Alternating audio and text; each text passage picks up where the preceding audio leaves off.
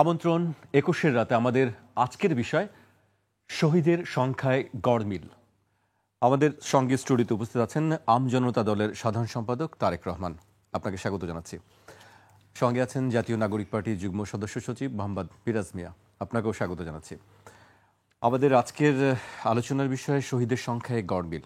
আমরা ১ বছর পার হচ্ছে বা ১ বছর পূর্ণ হলো আজকে। এই ১ বছরের মধ্যে আমরা পরিপূর্ণ বা নির্ভুল কোনো একটি শহীদের সংখ্যার তালিকা আমরা এখনো পর্যন্ত পাইনি। সরকারের পক্ষ থেকে বলা হচ্ছে এটি অব্যাহত আছে এবং চলমান আছে। সরকারের দেওয়া যে হিসেব, যে গেজেট আছে, সেখানে ৮৪৪ জন শহীদের তালিকা পর্যন্ত নাম পরিচয় জানা গেছে এবং জুলাই শহীদ স্মৃতি ফাউন্ডেশনের যে তথ্য দেওয়া আছে সেখানে বলা হচ্ছে ৮২০ জন।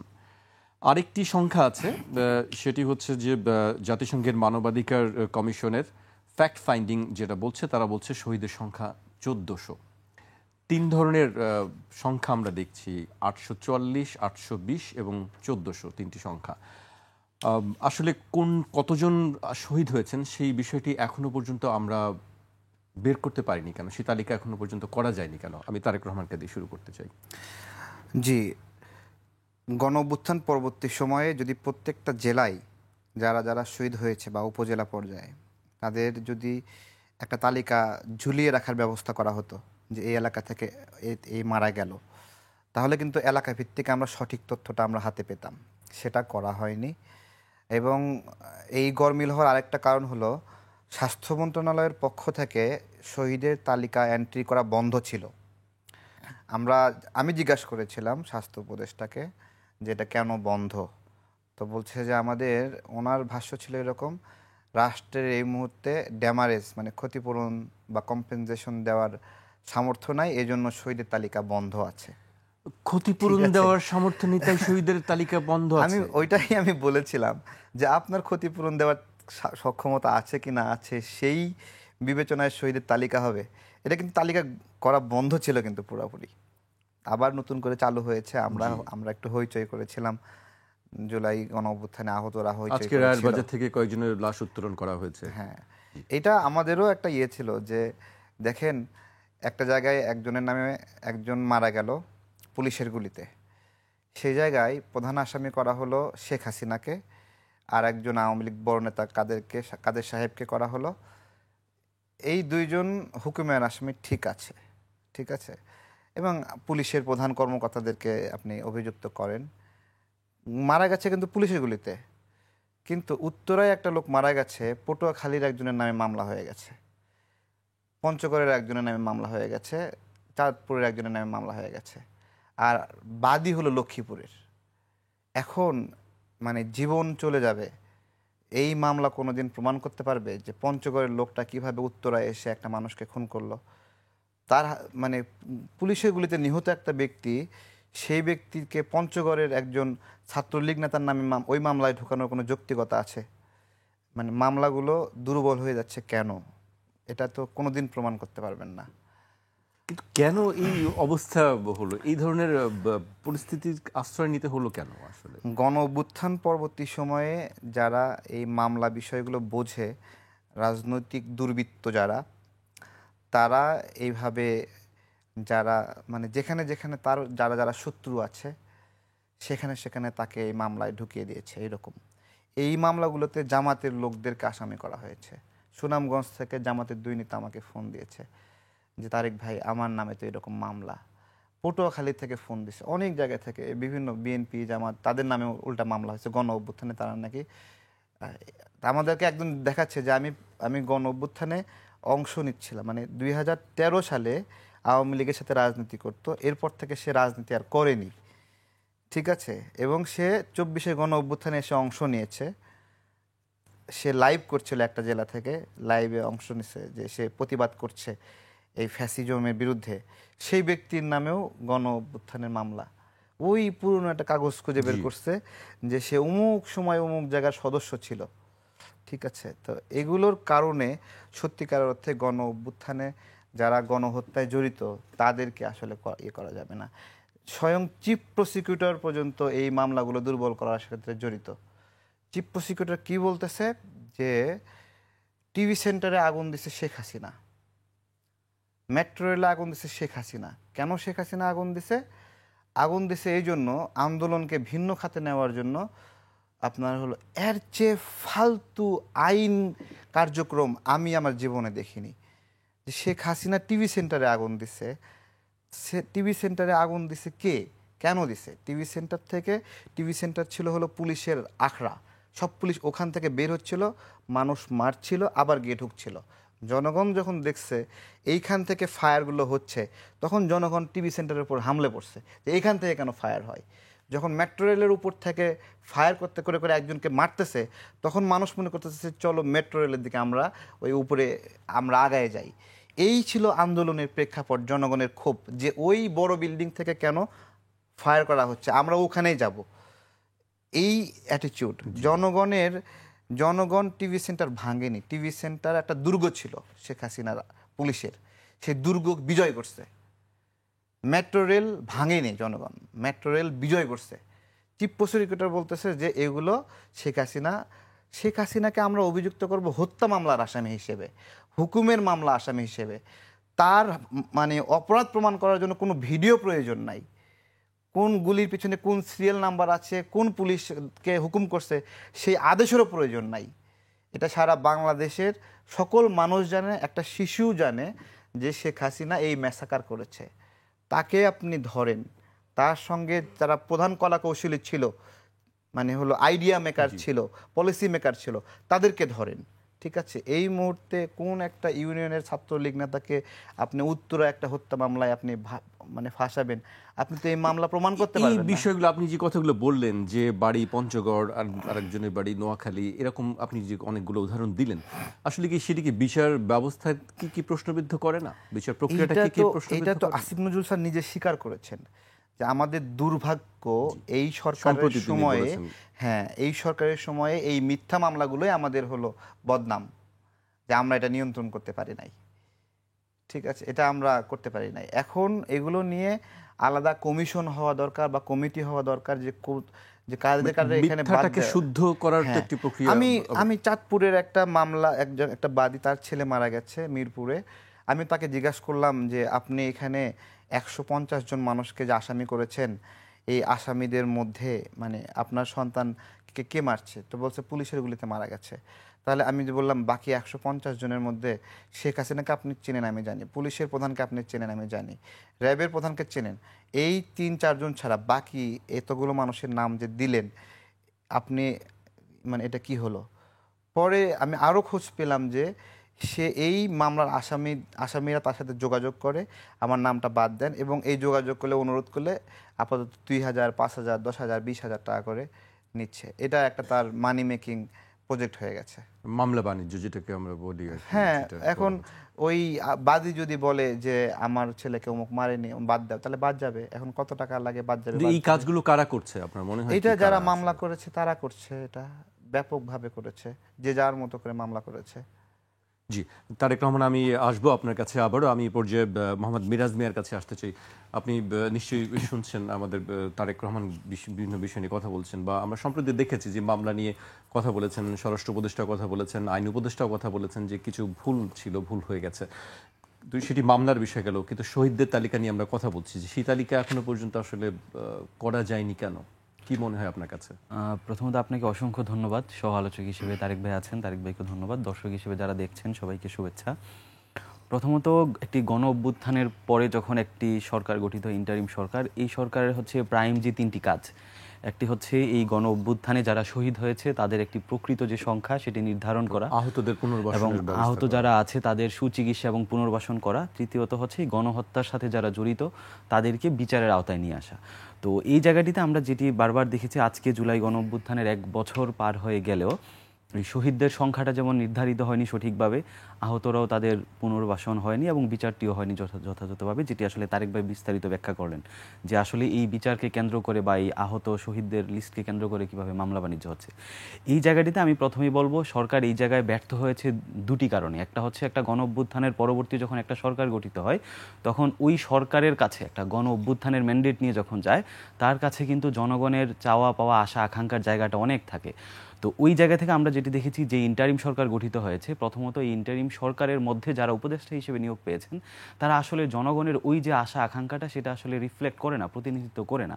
দ্বিতীয়ত হচ্ছে এই ইন্টারিম যে সরকার গঠিত হয়েছে এখানে আসলে আমরা যেটি দেখেছি আসলে একটা স্বাস্থ্য মন্ত্রণালয় যিনি একটু গুরুত্বপূর্ণ পদে আছেন, কারণ এখানে অসংখ্য আহত মানুষ আছে, অসংখ্য নিহত আছে। ওই জায়গা থেকে যেটা প্রয়োজন ছিল যে আসলে এখানে একজন স্বাস্থ্য রিলেটেড যিনি কাজকর্ম করেছেন, ওই সেক্টরে যার অভিজ্ঞতা আছে এইরকম একজন লোককে স্বাস্থ্য উপদেষ্টা বানানো। কিন্তু যাকে স্বাস্থ্য উপদেষ্টা বানানো হয়েছে সেখানে আসলে নেপোটিজমের মাধ্যমেই হোক বা যেভাবেই হোক, যে প্রক্রিয়ায় স্বাস্থ্য উপদেষ্টা আসুক না কেন, তিনি কিন্তু এখানে বারবার ব্যর্থতার পরিচয় দিয়ে যাচ্ছেন। এবং আমাদের পার্টি হিসেবে আমরা জাতীয় নাগরিক পার্টি থেকে আমরা বারবার কিন্তু অনেকবার তার পদত্যাগেরও দাবি জানিয়েছিলাম, যখন এমনকি বৈষম্য বিরোধী ছাত্র আন্দোলন। সেটি বোধহয় খুব জোরালো দাবি ছিল না, কিন্তু আপনার কিছু চাইলে সেটি হয়ে যায় না। এই জায়গাটি আসলে ভাই ওইভাবে দেখার ইস্যু না যে আমরা এনসিপি কিছু চাইলেই সরকার হয়ে যায়, কিন্তু আমরা যেই প্রক্রিয়ায় এই ইন্টারিম গঠিত হয়েছে ওই জায়গা থেকে যার যেই সেক্টরে ক্যাপাসিটি আছে, অভিজ্ঞতা আছে, এক্সপিরিয়েন্স আছে, তাকে ওই সেক্টরে দায়িত্ব দেওয়ার কথা ছিল। কিন্তু আমরা দেখেছি যে এই উপদেষ্টাদের ক্ষেত্রে স্বাস্থ্য উপদেষ্টা তিনি নেপোটিজমের মাধ্যমে আসার কারণে একজন সঠিক ব্যক্তিকে আমরা চুজ করতে না পারার কারণে আজকের এই একটা হযবরল অবস্থা তৈরি হয়েছে। দ্বিতীয়ত হচ্ছে দেখেন, আজকে আপনারা এই যে শহীদদের সংখ্যা নির্ধারণ করা, তারপরে হচ্ছে আহতদের সুচিকিৎসা করা, এই কাজগুলো তো এটা একটা রাষ্ট্রীয় কাজ।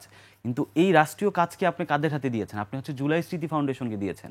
এখন জুলাই স্মৃতি ফাউন্ডেশনকে যেখানে যাকে বসানো হয়েছে, আমাদের শহীদ মীর মুগ্ধর ভাই স্নিগ্ধকে যে বসানো হয়েছে, তো সেখানে আসলে সে তো আসলে এই বিষয় নিয়ে এক্সপার্টিস না।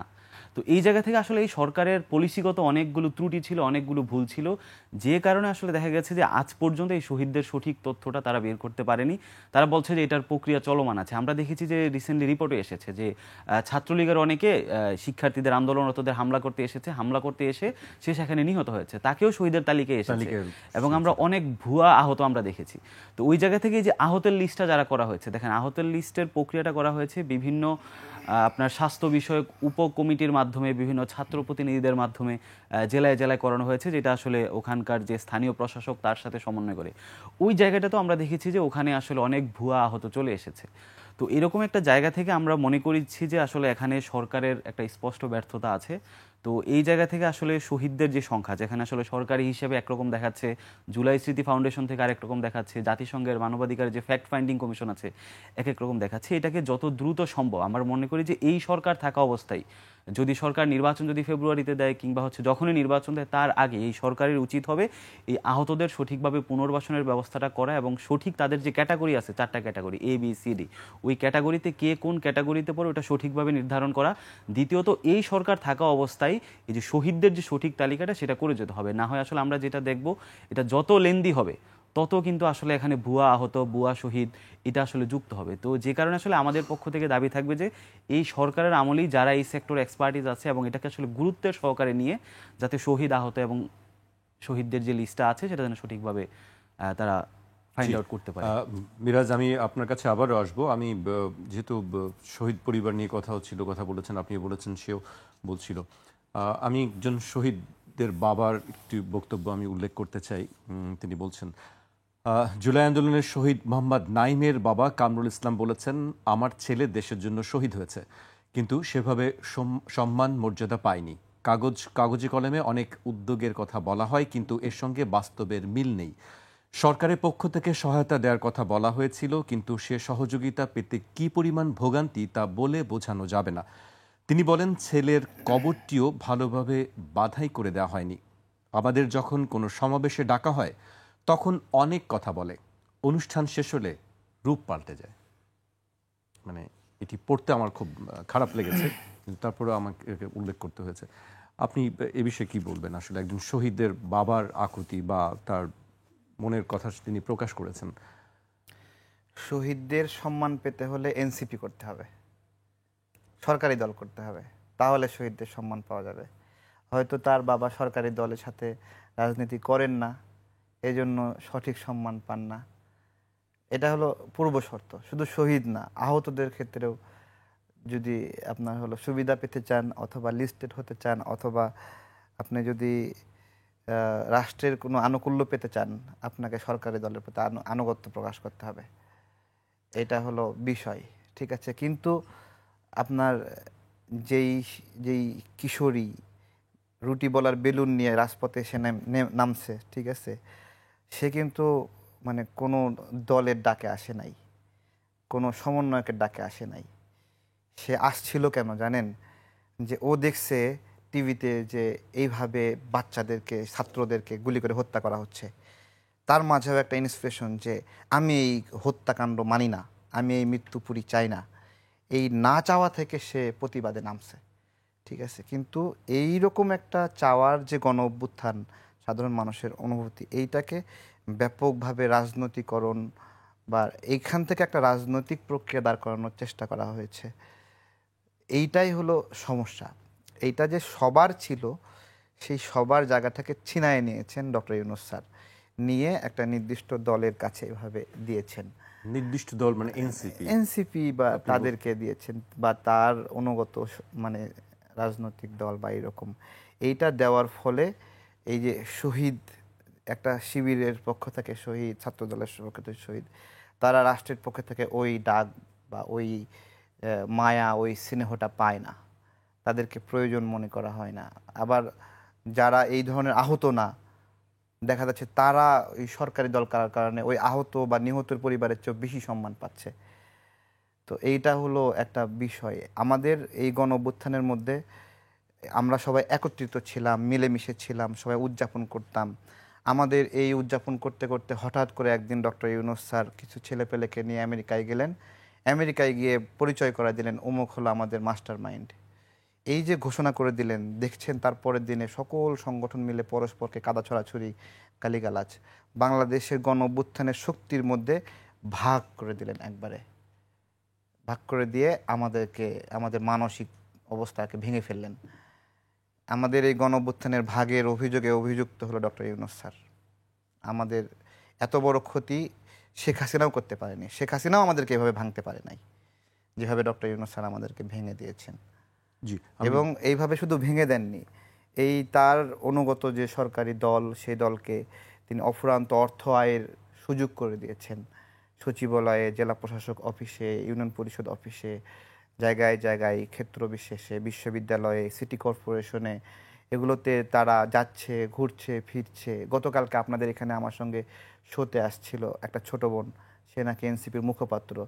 সে নিজেও রেলে চাঁদাবাজির সঙ্গে ওখানে তার ভিডিও ভাইরাল হয়েছে। বৈষম্য বিরোধী ছাত্র আন্দোলনের মুখপাত্র ছোট বোনটা, হ্যাঁ, সিনথিয়া। সে এগুলো এগুলো এগুলো আসলে আজকে যদি তাদের অর্থনৈতিক এই আয়ের উৎসটা বন্ধ করে দেয় না, এখানে কেউ আইসা ঢু মারবে না, ঠিক আছে। এখানে টাকা আয়ের সোর্স করে দিয়েছে। আর এগুলোতে এমন অফুরন্ত শক্তি দিয়েছে ছোট ছোট মানুষের মধ্যে। সেই শক্তিটা হলো যে এদের চাহিদা পূরণ না করলে আপনি আওয়ামী লীগের দোসর হবেন এবং আপনি নির্ঘাত জেলে যাবেন। আমার বগুড়া থেকে এই যে যেদিন এনসিপির দল ঘোষণা করে, সেদিন একটা ব্যবসায়ীর কাছ থেকে, আওয়ামীপন্থী ব্যবসায়ী, ওর কাছে বলছে আপনি 60টা বাস দেন। সে বলছে যে আমার এত টাকা নাই, এই মুহূর্তে 3টা দিচ্ছি আমি, ঠিক আছে। ওর কাছ থেকে 3টা বাস তো নিছে, 4টা বাস না দেওয়ার জন্য ওকে আওয়ামী লীগের দোসর বানায়ে, গণহত্যায় অভিযুক্ত বানায়ে একটা মামলা দিয়ে ঢুকাই দিয়ে দিয়েছে জেলে। এখনও জেলে আছে সে, ঠিক আছে। এই যে একটা মানুষের উপরে জুলুম, ঠিক আছে, এই জুলুম আপনার হলো এই সুস্থ। আমরা তো এখন, আমি আপনার সাথে কথা বলছিলাম যে বাংলাদেশে একটা ঝড় হয়ে গেছে, ঝড়ের পরে সবাই আম কুড়াচ্ছে, ঠিক আছে। এখন ঝড়ে আম কুড়াচ্ছে, ঝড় তো থামতে হবে। সেটাই বলছিলাম যে ঝড়ের পরে আম পড়ে, সেগুলো কোরানো হয়, কিন্তু একটা সময় শেষ হয়ে যায় আমগুলি, সেটি তখন বন্ধ হয়ে যায়। কিন্তু এই যে মানে কৃত্রিমভাবে প্রতিনিয়ত ঝড় সৃষ্টির যে চেষ্টা, ঝড় সৃষ্টি করে আরো আম লাগবে আমার, আরো আম দাও, আরো আম দাও। গাছটা তো বাঁচতে হবে, গাছ তো একটা রাষ্ট্র। এই রাষ্ট্রে মব সৃষ্টি করা, বিশৃঙ্খলা সৃষ্টি করা, হ্যাঁ, এটা তো চাওয়ার মতো কোনো বিষয় না। জি, তারেক রহমান, আমি আসবো আপনার কাছে আবারও। আমি মিরাজের কাছে আসতে চাই। মিরাজ, বেশ কিছু কথা বলছিলেন যে কাদা ছোড়াছুড়ি, এনসিপির কথা বলছিলেন। এনসিপিকেই আমি আপনার বক্তব্য জানার আগে একটি বিরতিতে যেতে হচ্ছে আমাকে। বিরতির পর আমি আপনার বক্তব্যটা আমি জানবো। দর্শক, একটি বিরতি নিচ্ছি। বিরতির পর আবারও ফিরবে 21 রাতে, আমাদের সঙ্গেই থাকুন।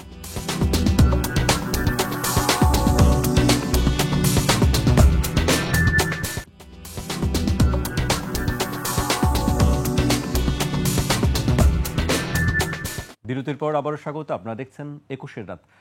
আমাদের সঙ্গে আছেন আমজনতা দলের সাধারণ সম্পাদক তারেক রহমান এবং জাতীয় নাগরিক পার্টির যুগ্ম সদস্য সচিব মোহাম্মদ মিরাজ মিয়া। আপনাকে দিয়ে শুরু করতে চাই, যেহেতু তারেক রহমান অনেক কথা বলছিলেন সেই বিষয়ে। আসলে আপনার বক্তব্য কি? এনসিপিকে সরকার সুবিধা দেওয়ার জন্য এনসিপি থেকে মানে লাগামহীন অনেকটা, সেটি কি মনে হয় আপনার কাছে?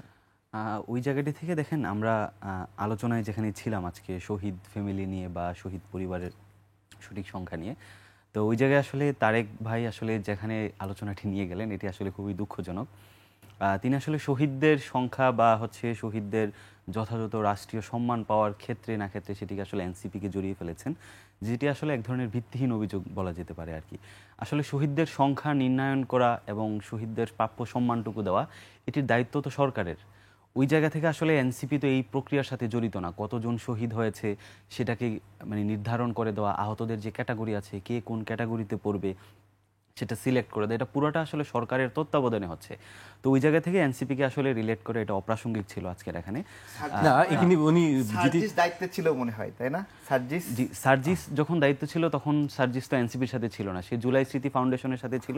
যেটি আমি প্রথমেই বলেছি যে আসলে শহীদদের সংখ্যা এবং আহতদের সংখ্যাটি এটি নির্ধারণের দায়িত্ব আসলে জুলাই স্মৃতি ফাউন্ডেশনকে দেওয়া উচিত না। কারণ জুলাই স্মৃতি ফাউন্ডেশন তো আসলে এই ব্যাপারে তারা বিশেষজ্ঞ না, এটি তো আসলে সরকারের দায়িত্ব। এটি যেটির সাথে আসলে প্রশাসন, আমার ইউনো জড়িত, জেলার ডিসি জড়িত, মানে যেই ভেরিফিকেশনটা হচ্ছে লোকালি একদম প্রান্তিক লেভেল থেকে যেভাবে শহীদ আহতদের লিস্টটা করা হয়, এটা হচ্ছে আপনার স্থানীয় প্রশাসনে যে ইউনো আছে তার মাধ্যমে সেটা আসলে ডিসির তত্ত্বাবধানে, তারপরে এটা হচ্ছে এখানে মন্ত্রণালয়ে আসে। তো ওই জায়গা থেকে আসলে যেই কাজগুলো পুরো সরকারি, সেখানে আমি যেটা প্রথমেই বলেছি সরকারের দুইটা ভুল ছিল। এখানে যাকে স্বাস্থ্য উপদেষ্টা দেওয়ার কথা ছিল, যার এক্সপার্টিস আছে, তাকে দেওয়া হয় নাই। দ্বিতীয়ত হচ্ছে এই শহীদ আহতদের লিস্টটা আসলে জুলাই স্মৃতি ফাউন্ডেশনকে এখানে একত্রিত না করে এটা আসলে সরকারি তত্ত্বাবধানে হওয়া উচিত ছিল। এটা আমি আসলে প্রথম বলেছি। দ্বিতীয়ত হচ্ছে দেখেন, একটা গণ অভ্যুত্থানের পরে আসলে রাষ্ট্রের যে পরিস্থিতি থাকে সেখানে একটা রাষ্ট্র একটা স্টেবল অবস্থায় আসতে সেখানে কিছুদিন সময় লাগে। তো ওই জায়গা থেকে আসলে বিশ্বের যেখানেই গণ অভ্যুত্থান হয় না কেন, গণ অভ্যুত্থান পরবর্তী দেখা গিয়েছে সেখানে একটা রাষ্ট্রের শাসন কাঠামোতে একটা পরিবর্তন আসে। ওই শাসন কাঠামোর, নতুন শাসন কাঠামোর মাধ্যমে একটা স্টেবল রাজনৈতিক স্থিতিতে আসার আগ পর্যন্ত যে ভায়োলেন্সগুলো ঘটে, এটা প্রত্যেকটা রাষ্ট্রেই গণ অভ্যুত্থানের পরে এই ধরনের আসলে আমরা মিসম্যানেজমেন্ট দেখতে পারি, যতক্ষণ না পর্যন্ত একটা মানে সেন্ট্রালাইজড একটা গভর্নমেন্ট এখানে আসতেছে। তো এই জায়গা থেকে আসলে বাংলাদেশের গত এক বছর ইতিহাসে সরকারের যেমন এই ব্যর্থতাগুলো আছে, শহীদ আহতদের পুনর্বাসন এবং বিচার, পাশাপাশি কিন্তু আসলে একটা স্থিতিশীল রাষ্ট্রের দিকে যাওয়ার ক্ষেত্রেও কিন্তু আমরা অনেকগুলো পদক্ষেপ দেখেছি। আপনি যদি দেখেন বিপ্লব যেখানে হয়েছে, আপনি যদি ফ্রান্সের যে বিপ্লবের কথা বলেন, সেখানে ফ্রান্সের স্থিতিশীলতা আসতে 4 বছর সময় লেগেছে। আপনি যদি কালার রেভলিউশনগুলো দেখেন, বাংলাদেশের যেই পার্সপেক্টিভ থেকে বাংলাদেশ নামক রাষ্ট্রের সার্বিক পরিস্থিতি পরিবর্তন নিয়ে, সংস্কার নিয়ে, যেই কোটা আন্দোলন থেকে এটা সরকার পরিবর্তনে বা রাষ্ট্র পরিবর্তন আন্দোলনে রূপান্তর হয়েছে, এই ধরনের রাষ্ট্র পরিবর্তন, রাষ্ট্র সংস্কার করা, এটা নিয়ে কিন্তু আসলে কালার রেভলিউশন শুরু হয়েছিল। আপনি ইউক্রেনে আপনি যদি দেখেন, সেখানে অরেঞ্জ বিপ্লব হয়েছিল, আপনার হচ্ছে জর্জিয়াতে সেখানে রোজ বিপ্লব হয়েছিল, আপনার কিরগিজস্তানে টিউলিপ বিপ্লব হয়েছিল। এই যে কালার রেভলিউশনগুলো 4-5 সালের দিকে রাষ্ট্র পরিবর্তন আকাঙ্ক্ষা নিয়ে হয়েছিল, এই সকল রাষ্ট্রগুলোতে কিন্তু আসলে স্থিতিশীলতা এসেছে আপনার 2011-12 সালের দিকে, 5 বছর পরে। আপনি দেখেন আমাদের 5 বছর লাগতে পারে স্থিতিশীলতা। আমি যেটা বলছি আর কি, যে একটা গণ অভ্যুত্থানের পর থেকে শুরু করে একটা সেন্ট্রালাইজড গভর্নমেন্ট যেটা আসলে নতুন শাসন কাঠামোর মধ্য দিয়ে আসে, ততদিনের মধ্যে একটা রাষ্ট্রে মিসম্যানেজমেন্ট থাকে, এবং এই মিসম্যানেজমেন্ট আপনি কতটুকু কমিয়ে আনতে পারবেন এটা ডিপেন্ড করে যে ইন্টারিম যে সরকার থাকে তার সক্ষমতার উপর। এখন আমাদের সেটা নিয়ে আলোচনা সমালোচনা হতে পারে, কিন্তু আসলে সরকারের একটা ব্যর্থতাকে যদি আপনি এনসিপির উপর মানে চাপিয়ে দেন, আসলে সেটা আসলে আমরা মনে করি যে সেটা আসলে রাজনৈতিক যে অসদাচরণ সেটার মধ্যে পড়ে। তো ওই জায়গা থেকে আমি বলতে চাই, আসলে এই যে শহীদদের যে তালিকাটা আছে এবং আহতদের যে তালিকাটা আছে, রাষ্ট্রের আমরা যেটা জানতে চাচ্ছি, জেনেছি যে আগামীকালকে হচ্ছে সব দলগুলোকে নিয়ে, জুলাইয়ের সকল স্টেক হোল্ডারকে নিয়ে তারা হচ্ছে জুলাই ঘোষণাপত্র দিবে। তো এই জুলাইয়ের যে ঘোষণাপত্রটি, এটি মূলত আসলে এই যে জুলাই গণঅভ্যুত্থানটি হয়েছে এটির একটি রাষ্ট্রীয় একটি স্বীকৃতি দিচ্ছে। এই গণঅভ্যুত্থানের পেছনে যারা শহীদ হয়েছে তাদেরকে এখানে সম্মানিত করা হবে, কিন্তু আমরা পাশাপাশি এটিও চাই তাদের সম্মানিত হওয়ার পাশাপাশি এখানে যাতে শহীদদের যে সঠিক সংখ্যা সেটি যেন সরকার মানে নির্ণয়নে খুব দ্রুত পদক্ষেপ নেয়। দ্বিতীয়ত হচ্ছে এই যে জুলাই গণঅভ্যুত্থানের স্বীকৃতি আগামীকাল 5 আগস্ট সরকার জুলাই ঘোষণাপত্রের মাধ্যমে দিবে, সেখানে আহতদের যেন পুনর্বাসনটা সঠিকভাবে হয় এবং পরবর্তীতে তাদের যেন সুচিকিৎসাটা যেন সরকার মানে গুরুত্বের সাথে দেখে। আমরা আসলে আলোচনাটা এই জায়গায় আমি রাখার জন্য আমি আসলে তারেক ভাইকে অনুরোধ করব যে আসলে সঠিক জায়গায় আলোচনা না করে, আমরা তো বিগত 15 বছর দেখেছি যে যে কোনো কাদা ছুড়াছুড়ি হয়, মানে আওয়ামী লীগ যেটা কোনো কিছু হলেই সেটা বিএনপি জামাতের উপর দায় চাপিয়ে দেয়। এখনও আমরা দেখছি, যেটি আপনি বললেন ঢাকা বিশ্ববিদ্যালয়ের কথা, সেখানে আসলে শিবির ভার্সেস বাকশাসের একটা এরকম দ্বন্দ্ব প্রক্রিয়া চলমান আর কি, একে অপরের উপর কাদা ছুড়াছুড়ি। তো আমরা ওই জায়গাটি থেকে আসলে একটা রাজনৈতিক যে সংস্কৃতি, সেটা আসলে একটা ইতিবাচক পরিবর্তন চাই রাজনৈতিক দলগুলোর মধ্যে। এই ধরনের কাদা ছুড়াছুরির পরিবর্তে আমরা চাই ভালো কাজের মাধ্যমে, রাষ্ট্রের ইতিবাচক কাজের মাধ্যমে কে কার থেকে কতটা বেশি এগিয়ে থাকতে চাই, ওই ধরনের একটা প্রতিযোগিতা এখানে সূচনা হোক। জি, কিন্তু আমরা সূচনাটা আমরা এখনো দেখছি না, হয়তো সূচনাটা হবে। আমি আবার তারেক রহমানের কাছে আসতে চাই। বেশ কিছু কথা আমরা শুনলাম, রাজনৈতিক অসদাচরণের কথা বললেন মোহাম্মদ মিরাজ মিয়া, যে এই কথাগুলো রাজনৈতিক অসদাচরণের পর্যায়ে পড়ে। আরেকটি বিষয় হচ্ছে যে জুলাই ঘোষণাপত্রের যে অনুষ্ঠানটি কালকে 5 তারিখে হবে, সেখানে কি আমরা জানি আজকে দুপুর 12টা পর্যন্ত জানি যে বিএনপিকে দাওয়াত করা হয়নি, সেটি বিএনপি সালাউদ্দিন আহমেদ বলেছেন। পরে আমরা অন্য খবরে দেখেছি যে দাওয়াত করা হয়েছে, 3 জন সম্ভবত যাবেন মির্জা ফখরুল ইসলামের নেতৃত্বে। আপনাদেরকে কি দাওয়াত করা হয়েছে? জি, আমাদেরকে দাওয়াত করা হয়েছে। আচ্ছা, এখানে কতগুলো দল আসলে আমি জানি না, দাওয়াত করা হয়েছে বলে জানেন? আমি জানি না আসলে। আমাদের কার্ড পাঠিয়েছে, এটা 5 তারিখের প্রোগ্রামের। জি, তো এটা তো একটা বিষয়।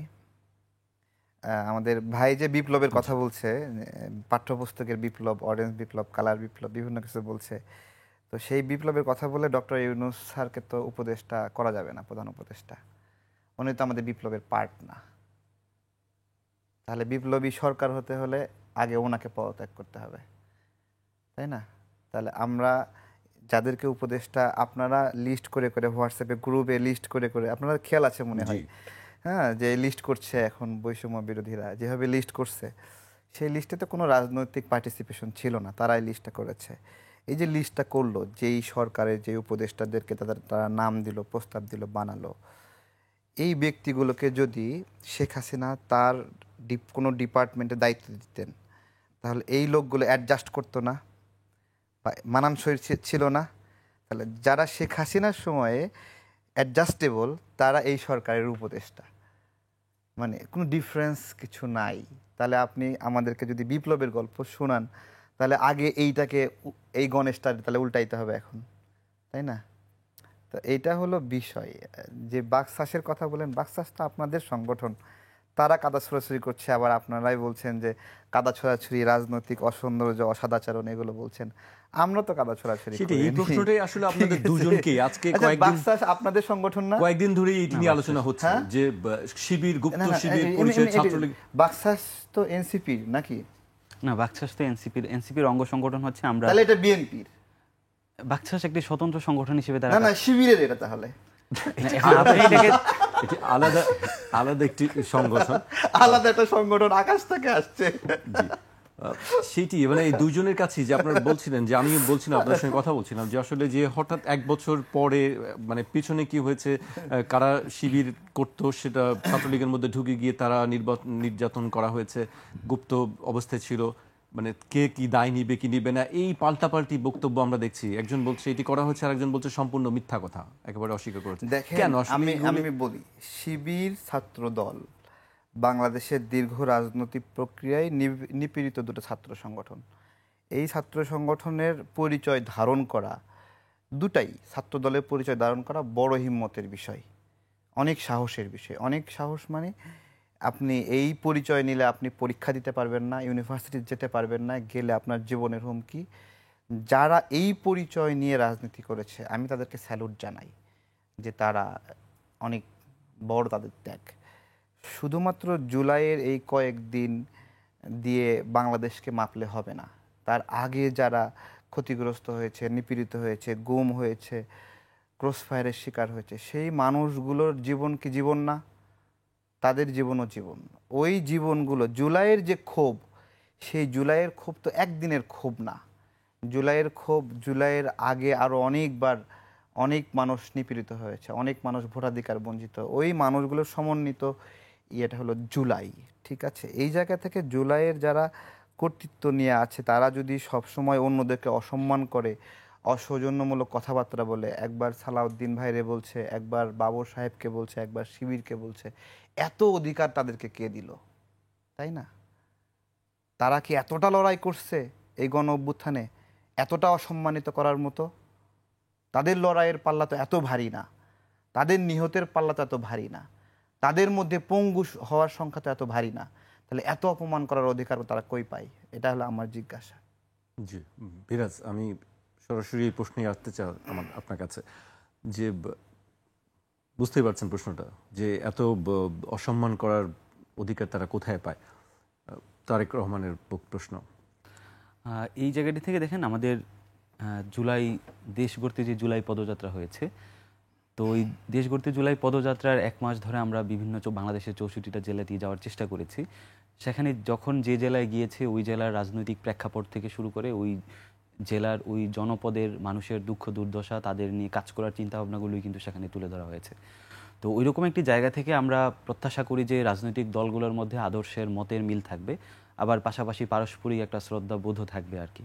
তো ওই জায়গা থেকে আমাদেরও আসলে নতুন দল হিসেবে আমাদের অনেক ভুল ত্রুটিও যেমন থাকতে পারে, আবার আমাদের রাজনৈতিক অঙ্গনে রাজনৈতিক দলগুলো কি করছে না করছে সেটিও জনগণকে জানানোর একটি অধিকারও আমাদের আছে স্বাধীন মত প্রকাশের অংশ হিসেবে। তো ওই জায়গা থেকে আমরা যতটুকু চেষ্টা করা সম্ভব এই নতুন রাজনৈতিক যে বন্দোবস্তের কথা আমরা বলছি, সেখানে পরস্পর রাজনৈতিক দলগুলোর মধ্যে আসলে শ্রদ্ধাবোধ রেখেই আমাদের আচরণ করা উচিত। এবং ওই জায়গা থেকে আসলে আমরা চাচ্ছি যে একটি নতুন বাংলাদেশ বিনির্মাণের ক্ষেত্রে দেখেন, আমরা গতকালকে যেই জাতীয় নাগরিক পার্টি গত 3 আগস্ট আমরা শহীদ মিনার আমাদের কিন্তু নতুন বাংলাদেশ বিনির্মাণের বা আমাদের প্রস্তাবিত আমরা যে সেকেন্ড রিপাবলিকের কথা বলছি, যে নতুন রাজনৈতিক বন্দোবস্তের কথা বলছি, ওই নতুন রাজনৈতিক বন্দোবস্ত এবং সেকেন্ড রিপাবলিকের আলোকে আগামীর বাংলাদেশটা দেখতে কেমন হবে, আমরা কিন্তু এটার একটা ইস্তেহার আমাদের দলের আহ্বায়ক নাহিদ ইসলাম তিনি পাঠ করেছেন, সেটি 24 দফা। সেখানে কিন্তু আগামীর বাংলাদেশ বিনির্মাণে আমরা কেমন দেখতে চাই সেখানে কিন্তু আমরা স্পষ্ট করে একটা ধারণা এই জাতিকে দিয়েছি। আমরা রাজনৈতিক ভাবে যেমন একটা সুস্থ ধারার রাজনৈতিক কালচার আমরা বাংলাদেশে নিয়ে আসতে চাই, তেমনইভাবে কিন্তু একদম রাষ্ট্রের প্রাতিষ্ঠানিক কাঠামোগত যে সংস্কার থেকে শুরু করে একটা বাংলাদেশকে রাষ্ট্র হিসেবে হয়ে ওঠার থেকে শুরু করে আমাদের এখানে শিক্ষা বিপ্লব থেকে শুরু করে বিজ্ঞান বিপ্লব থেকে শুরু করে আগামীর বাংলাদেশটা আসলে কেমন হবে সেটার একটা ধারণা আপনাদেরকে দিয়েছি। তো এখন আলোচনার জায়গা থেকে, রাজনীতির জায়গা থেকে, যেটা তারেক ভাই বলল, সো ওই জায়গা থেকে রাজনৈতিক দল হিসেবে আরেকটা রাজনৈতিক দলের মধ্যে মতের পার্থক্য থাকবে, আদর্শের পার্থক্য থাকবে, পাশাপাশি যেন পারস্পরিক শ্রদ্ধাবোধটাও থাকে, সেই চর্চাটা যেন বেশি করা যায়, সেই দিকটাতে আমরা নজর দিব সামনের দিক থেকে। জি, পারস্পরিক শ্রদ্ধাবোধের কথা বলছেন মিরাজ মিয়া। আমি তারেক রহমানের কাছে আসতে চাই। আমি কয়েকদিন আগের একটি ঘটনা উল্লেখ করতে চাই। চট্টগ্রামের বৈষম্য বিরোধী ছাত্র আন্দোলনের সাবেক মুখপাত্র ফাতেমা খানম লিজা ফেসবুক লাইভে এসে রাজনীতি ছাড়ার ঘোষণা দেন। এক ভিডিও বার্তায় তিনি অভিযোগ করেন, নারী নেত্রীদের বিরুদ্ধে পরিকল্পিতভাবে নোংরামি ও কুৎসা রটিয়ে তাদের রাজনীতি থেকে মাইনাস করার অপচেষ্টা চালানো হচ্ছে। লিজা আরও বলেন, আমার দ্বারা আর রাজনীতি করা সম্ভব নয়। আমি বোঝাতে পারবো না চট্টগ্রামে মেয়েদের নিয়ে কতটা নোংরামি করা হয়, তাদের কতটা ব্যক্তিগতভাবে আক্রমণ করা হয়। কে করে এসব? আমাদের নিজেদের মানুষই করে। এটি লিজা কয়েকদিন আগে ভিডিও, আপনি নিশ্চয়ই দেখেছেন। অনেক ধন্যবাদ। আমাদের বাংলাদেশের রাজনৈতিক পরিমণ্ডলে নারীর নিরাপত্তা ব্যবস্থা খুব দুর্বল। এটা শুধু এনসিপিতে না, এটা অপরাপর অন্যান্য রাজনৈতিক দলে সব রাজনীতিগুলো আমরা দেখেছি। হ্যাঁ, মানে শুধু এনসিপি কে দোষ দিয়ে লাভ নাই, সব রাজনৈতিক মেয়েরা খুব সেই জায়গা থেকে আমরা তো এটা একটা কারণ আছে।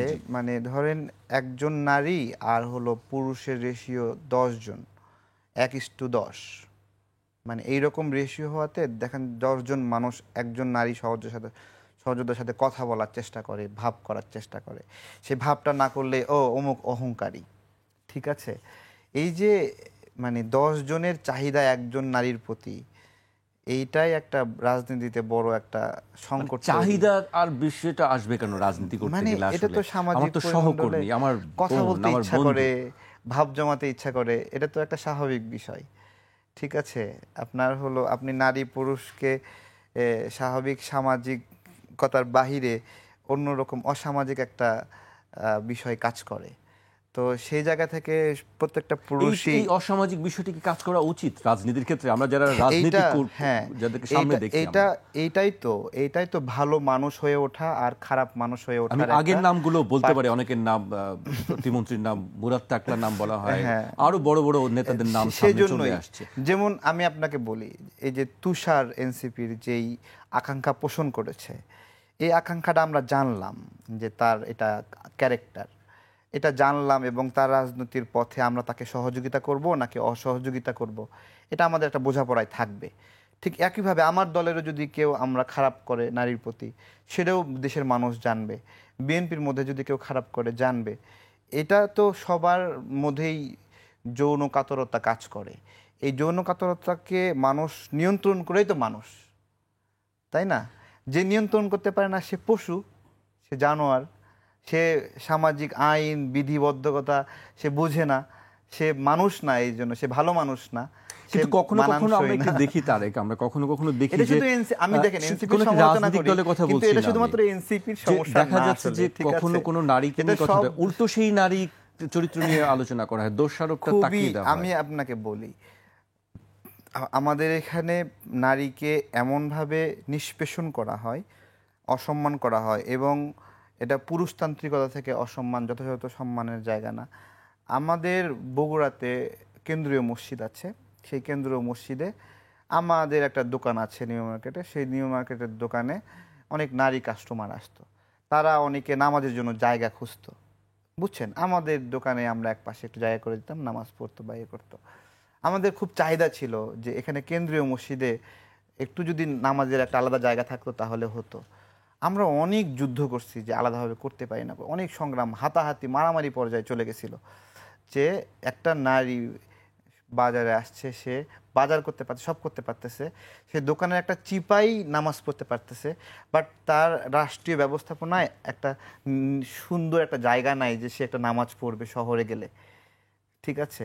এইটা আমরা দিতে পারি নাই, ঠিক আছে? এটা দিতে পারি না। এইরকম সব জায়গাতেই, সব নারীর জায়গাতেই জায়গাটাতে আছে নারী যে- সাংবাদিকতা, ব্যবসা বাণিজ্য, চাকরি বাকরি সব জায়গা থেকে আমাদের বোনদের আমরা ওই ওই ভালোবাসাটা দিতে পারি নাই, মানবিকতার ভালোবাসাটা দিতে পারি নাই। অন্য ভালোবাসা দেওয়ার চেষ্টা করি, আমরা অন্য সেটি ভালোবাসা দেওয়ার চেষ্টা করি, সেটি কেউ ঠিক পিছপা আছে? হয় না, কিন্তু মানবিক জায়গাটি সেটি আসলে পিছিয়ে রেখেছে। আমাকে শেষ পর্যায়ে চলে এসেছি। মিরাজ মিয়া, একেবারে আপনি সংক্ষেপে যদি আমাদেরকে এই বিষয়গুলো বলেন যে আসলে নারীর প্রতি সম্মান, যেটি আসলে রাজনৈতিক দলগুলো তো আসলে সামনেই থাকে, তারাই সমাজের সবকিছু আদর্শ সেট করে, কিন্তু সেখানে যদি আমাদের রাজনৈতিক দলগুলোর মধ্যে এই অবস্থা, আমি বলছি না যে এটি আজকে নতুন ঘটনা, এটি আগেও ঘটেছে, এখনো ঘটছে, সামনে কি এগুলো ঘটতেই থাকবে? এই জায়গাটি থেকে যেটি আমরা এনসিপি গঠন করার পরেই দেখেছি যে আমাদের এখানে একটা ভালো সংখ্যক নারী আমাদের এনসিপিতে এসেছে। তো ওই জায়গা থেকে তারা শুরু থেকেই, মানে আমরা এখানে যেটা করি বাংলাদেশের রাজনৈতিক সংস্কৃতিতে, রাজনৈতিক প্রতিযোগিতাটাকে আসলে এটা ব্যক্তি পর্যায়ে নিয়ে যাওয়া হয়। তো ওই জায়গা থেকে আমরা দেখেছি যে আমাদের যে নারীদেরকে নিয়ে কী পরিমাণে আসলে সাইবার বুলিং হয়েছে, তারা কি পরিমাণে হেনস্থার শিকার হয়েছে অনলাইনে।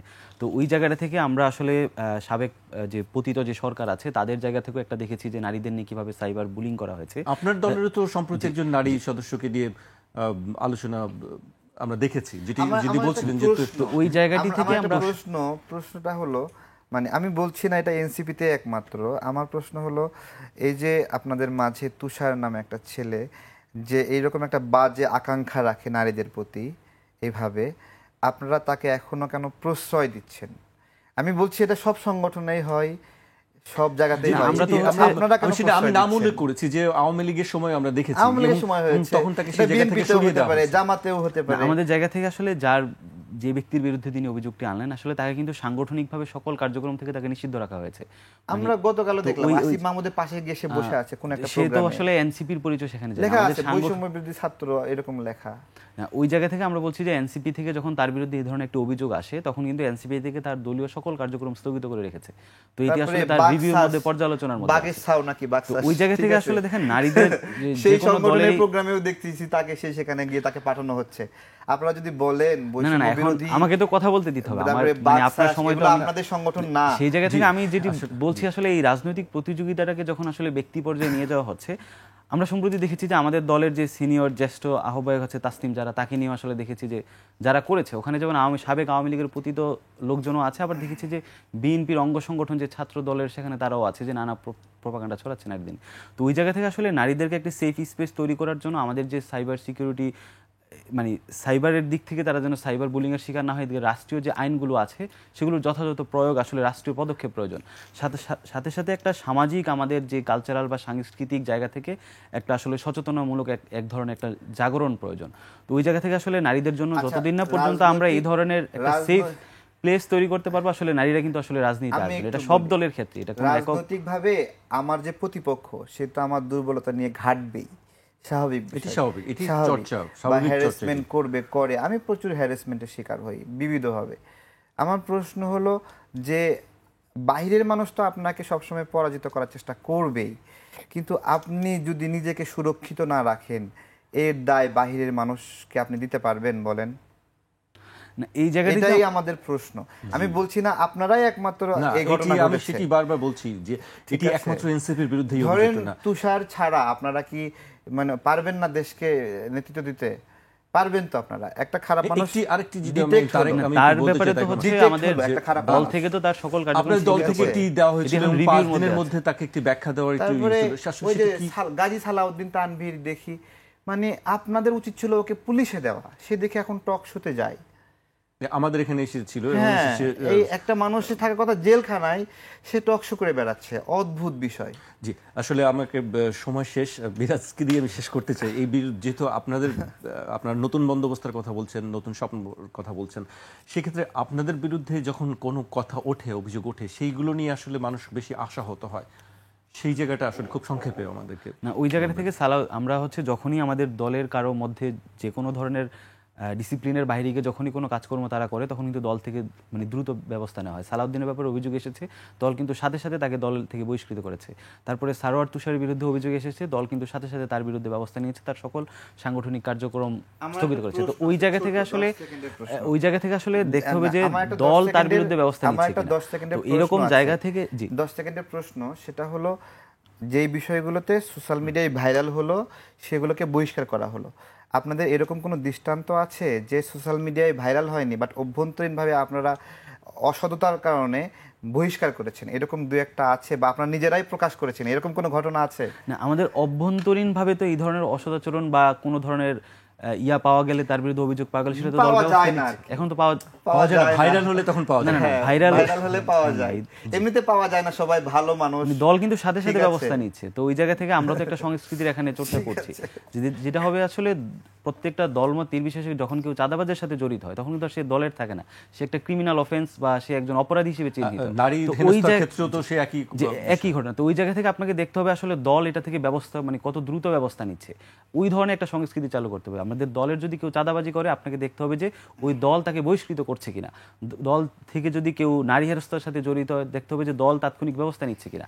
এই ধরনের সংস্কৃতিটা আমরা চাই। আসলে একজন ব্যক্তি হিসেবে দলের মধ্যে নানা অপকর্ম অনেকেই করতে পারে, এটা সব দলই ঘটে। কি ব্যবস্থা নেওয়া হয়েছে আপনি ওই একটু জায়গা বলবেন থেকে কি আমরা আমাদের? কিন্তু আসলে চেষ্টা করছি যে দলের যাদেরই বিরুদ্ধে এই ধরনের অভিযোগ আসছে তার বিরুদ্ধে আসলে অবস্থান নেওয়ার, এবং সেটা দল পর্যালোচনা করছে। এই জায়গা থেকে গাজী সালাউদ্দিনের বিরুদ্ধে অভিযোগ এসেছে, দল সাথে সাথে তার বিরুদ্ধে ব্যবস্থা নিয়েছে।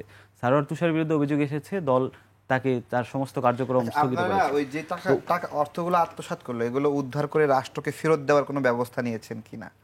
কোন অর্থ? আপনারা গাজী সালাউদ্দিনের বিরুদ্ধে একটা অভিযোগ আসছে, এটা আসলে রাষ্ট্রীয় দুদক থেকে এটা তদন্ত চলমান।